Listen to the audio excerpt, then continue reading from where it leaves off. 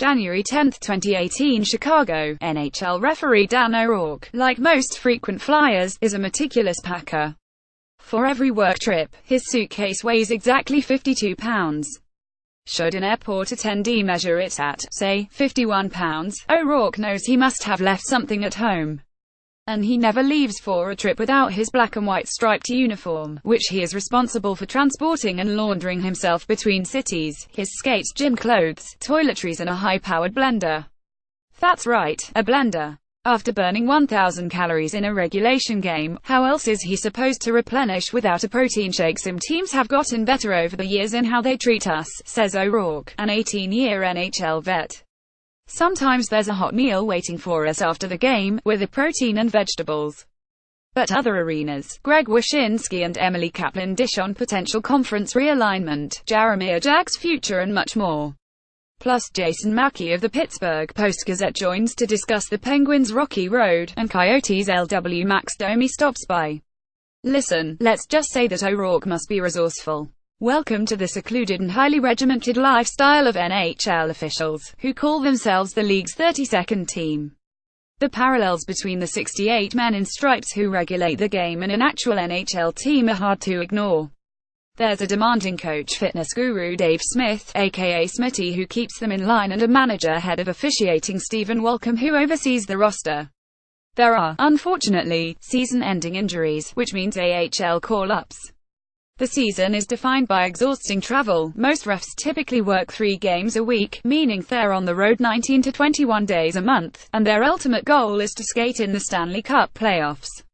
More than anything else, there's a need to keep up with the best. No question, the pace of the game has changed to become much faster, says Vaughn Roddy, who was honored last month for officiating his 1000th NHL game.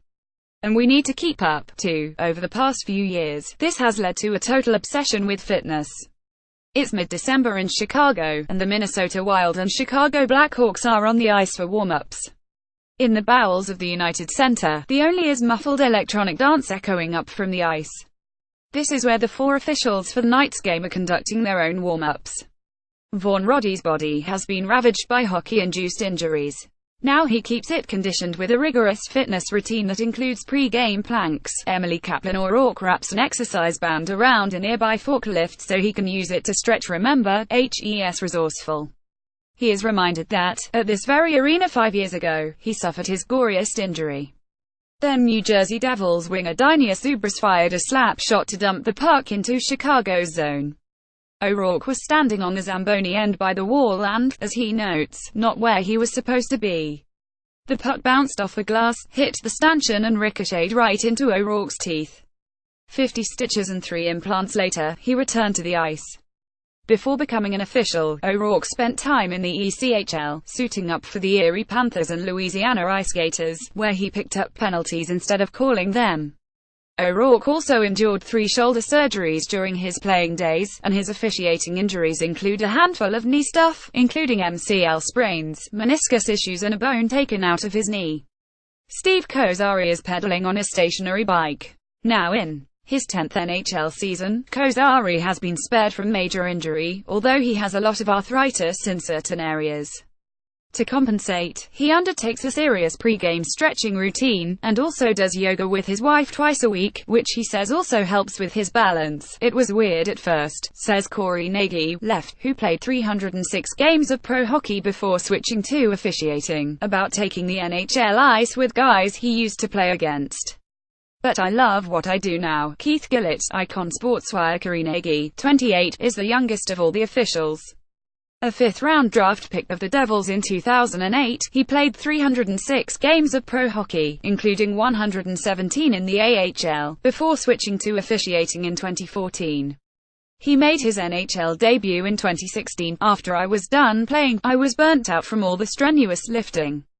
I couldn't maintain it forever, says Nagy, who has slimmed from his playing weight of 205 to 210 pounds to 193. It was weird at first, Nagy says, about taking the NHL ice with guys he came up with. But I love what I do now. We've handed out our choices for the traditional legitimate postseason awards. Now it's time for a collection of bests, worsts, surprises and bummers, including best game, most disturbing trend and hot take that will look freezing cold by May. If the league adds a franchise in Seattle, how will the 32 teams be divided? Here's our vision of the future, including a return of the old school Smythe, Norris, Adams and Patrick names. The turn of the new year means it's time for NHL teams to start devising plans for the trade deadline. Will they be buyers, sellers, or wait to see how things play out in the coming weeks? Here's a snapshot on top assets and game plans for Eastern teams. And then there's Rody, whose body has been ravaged by his job, though you could never tell by his cheery disposition, or his pre-game routine. Roddy's feet are propped on a railing and he extends in a plank position, his face nearly grazing the floor. Rody has had both legs broken by slap shots, one from longtime NHL defenseman Andrew Ference. He also tore a pectoral muscle while breaking up a fight. They cut the jersey off between periods, Rody says, matter-of-factly. And the doctors said, "Oh my God, we have to schedule you for surgery right away." Flew back to my home in Seattle, had surgery the next day.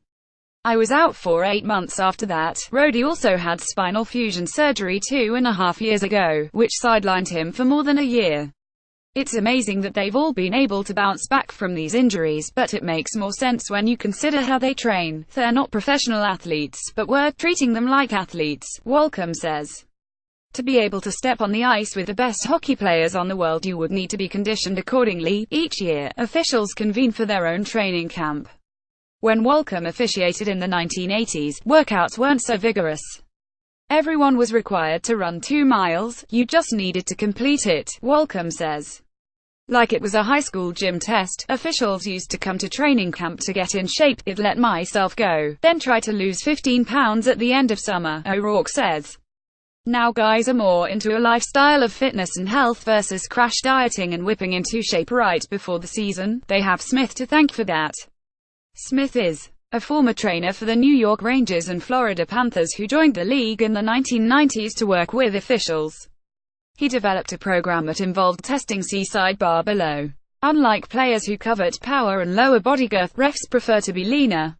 It's easier on the joints, which can help a ref continue to work into his 50s. They're not professional athletes, but we're treating them like athletes, says head of officiating Stephen Walcom.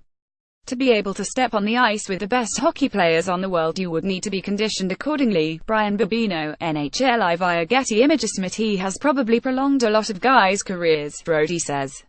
In this business, we're not making millions of dollars like these players are. We're making $300,000 a year. That's a lot of money for us. So if we buy in, get in shape, maybe it buys us an extra 2 or 3 years.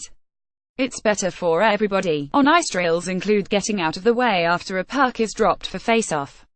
Refs are also required to scrimmage against each other, the thinking being, if you can play a game of hockey, you probably should be on the ice.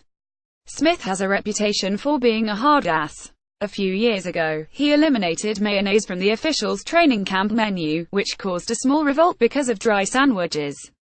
He monitors the refs closely throughout the season. If a guy is slipping, Smitty goes and lives with them for a week, Walcom says. In what's like a boot camp reality show, Smith will embed at a referee's home, while examining his training regimen and his fridge. Well, usually their fridge looks great, Smith says. It's when they're on the road, that's when it's most difficult to make good choices. He'll also check in when officials cycle through Buffalo, where HES based. Though Rody has never been subject to extra Smitty time, he knows, if you're told you need to go to Buffalo, and HES scheduling for you to go for a skate in the morning, obviously you're not doing what's expected of you, adds O'Rourke. HE's got our best interests in mind. But I'm sure it's not easy to receive. Nobody wants to hear, "Hey, chubby." Smith shares the rationale for his tough love stance. If your fitness level is greater than it needs to be, then you have no problem getting into the right positions and having the right sight lines, he says. And if you don't have to worry about getting into those right spots, then you just need to focus on your judgment and your communication. And your job becomes much easier for you. Though they work with a different crew every game, the officials treat each other like a team. Usually they get lunch together before a game. In Chicago, that means salads. Our lunches have changed completely, O'Rourke admits. It used to be that at 12:30 you'd have the biggest plate of pasta and chicken and then go nap, work the game, and then eat chicken wings and beer afterward. If you don't care about hockey, you're not going to be an official, says Dan O'Rourke, who was honored last month for his 1000th game.